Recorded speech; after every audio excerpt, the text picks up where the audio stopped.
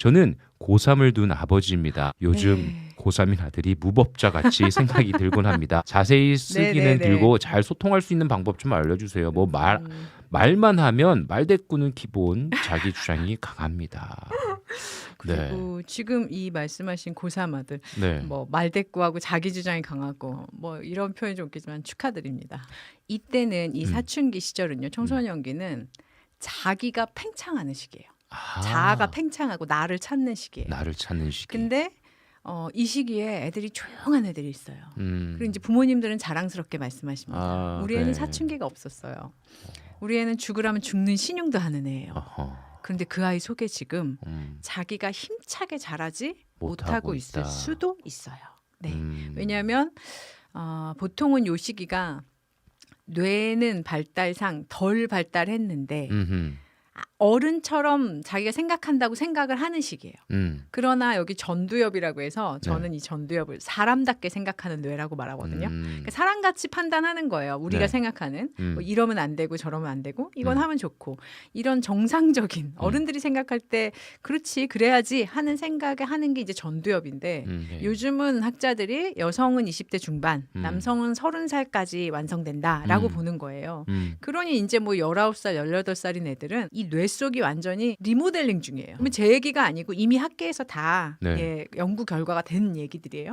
그럼 여기 난리 났죠. 그런데 얘네들이 한 초등학교 3, 4학년부터 뭐가 되냐면 원인과 결과를 추론하는 생각을 할 수 있게 돼요. 그래서 이제 사회과학 이런 수업이 3, 4학년부터 생기는 거예요. 앞뒤를 약간 생각해서 이러면 이런가 보네? 라는 걸 알 수 있게. 이래서 전쟁이 났네? 뭐 이렇게 추론할 수 있게. 이제 이런 거니까 자기 나름의 논리는 생겼거든요. 그러니까 아버지가 이러면 안 되지. 엄마가 왜 아까 아침에 한 말이랑 그래. 저녁에 한 말이 달라. 뭐 이렇게 이거는 되는데 머리는 아직 성숙은 안 됐어요. 네. 거기다가 심리적으로는 나를 찾기 위해서 자아가 팽창하는 시기고 팽창해야 돼요. 그 시기에.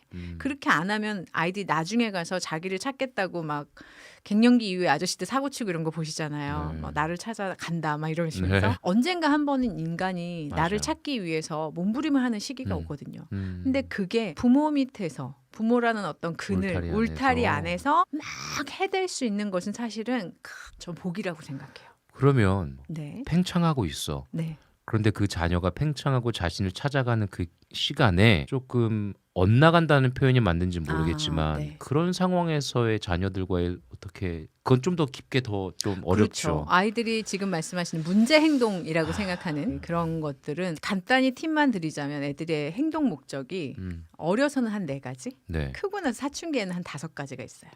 첫 번째는 내가 잘 접촉하고 누구랑 접촉하고 어디 우리 가족 우리 학교에 소속되어 있는 소속감을 느끼고 싶은 거. 인간 누구나 그렇잖아요. 그쵸. 근데 이게 안 채워지면 징징대거나 계속 시선을 끌기 위해서 교실에서 옛날에 보면 선생님 신경 쓰이게 하는 네, 애들, 맞아요. 친구들 사이에서 눈살 찌푸리게 하는 네네. 애들. 근데 못된 애는 아니고. 왜냐하면 교실 안에서나 집안에서도 부모도 아무리 공정하게 사랑한다고 하고 선생님들도 공평하게 대한다고 해도 공부 잘하고 말 잘 듣고 예쁘고 뭐 일 잘하고 그런 사람 좋아하는 게 사람이잖아요. 네. 나도 여기 속해 있구나 하는 소속감을 느끼고 싶잖아요. 네. 그게 안 되니까 네네. 잠깐이라도 그 깝치고 뻘짓하는 걸 보여줘서 선생님이나 애들이 뭐야 하고 주목을 받고 싶은 거예요. 집에선 징징거리죠. 엄마, 아빠 뭐 이렇게 징징대는 거. 그다음 두 번째는 이제 힘의 욕구죠.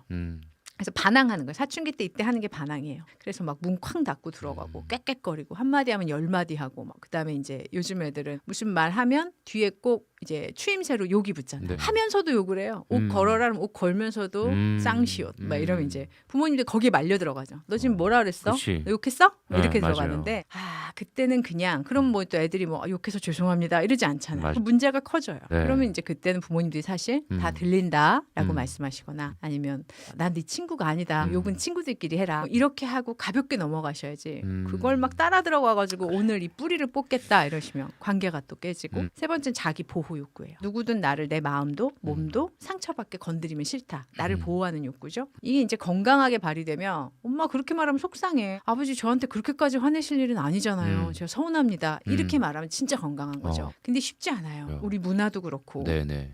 그러면 보통 애들이 어떻게 반응하냐면 부모에게 똑같이 복수해요.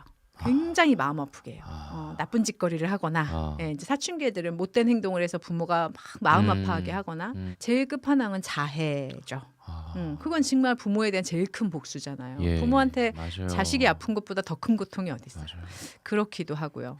그다음에 이제 엄마하고 딸들은 보통 뭐 나 엄마가 잘 안 살아 뭐 이렇게 나오고 그럼 엄마 인생을 부정하는 거잖아요. 네. 그러면 또 엄마가 여기서 참으셔야 되는데 너도 꼭 결혼해서 너 같은 년 낳아라 뭐 이렇게 이제 서로 계속 복수의 칼날만 오가는 거거든요. 근데 사실은 너무 마음이 상한다 애 때문에 그러실 때 부모님이 일단 멈추셔야 돼요. 내가 뭔가 상처 주고 있는 게 있나 하고 멈추시고 그다음에 이제 마음을 알아주셔야죠. 우리가 너무 서로 마음을 모르나 보다. 엄마 너무 속상해. 아버지는 네가 그럴 때 진짜 마음이 무너진다. 그렇지만 우리가 믿음의 가정에서 혹은 우리가 부모 자녀로 만났는데 사는 데까지는 조금 화목하게 살았으면 좋겠다. 아니면 뭐 욕은 좀 안 했으면 좋겠다. 애가 뭐 뭐를 부시거나 친구들하고 싸움을 해서 마음이 힘드시다면 주먹질은 안 된다라는 적당한 한계를 주시는 거죠. 근데 그 앞에 작업은 마음을 알아주는 게 먼저죠. 마음을 알아주는 것. 그러니까 이게 지금 제가 짧은 시간에 그쵸, 맞아요. 축해서 말씀드리지만 엄청난 얘기지 이게 말처럼 그렇게 되는 얘기는 아니에요. 어떻게 보면 솔루션이 이게 그냥 마음을 알아주면 됩니다라는 결과지만 사실 그 과정은 그럼요. 얼마나 몇 년씩도 걸리고요. 다가가는 시간들이 오래 그렇게 걸리겠습니까? 쉽게 되는 게 아니고 어느 날 눈 떠보니까 누가 그러시더라고요. 몇 년을 이 작업을 했는데 어느 날 눈 떴더니 얘가 멀쩡해졌다는 거예요. 그래서 제가 어느 날 멀쩡해진 게 아니고 물이 끓는 100도씨 임계점이 있잖아요. 그러니까 그동안 70도, 80도 이 부모의 애씀과 노력과 기도가 몇 도, 100도까지 못 간 거죠. 그러다가 그날 아침 다음날 눈 떴을 때 드디어 100도가 넘어갔나 보죠. 그런 거죠. 그러니까 진짜 인내죠. 하나님 안에서 인내하는 거고요. 또 그 과정에서 부모님들도 그렇다고 인내하고 참는다고 속병 나시는 게 아니라 원하는 건 정확하게 말씀하셔야 돼요. 아닌 건 아니라고 말씀하셔야 돼요.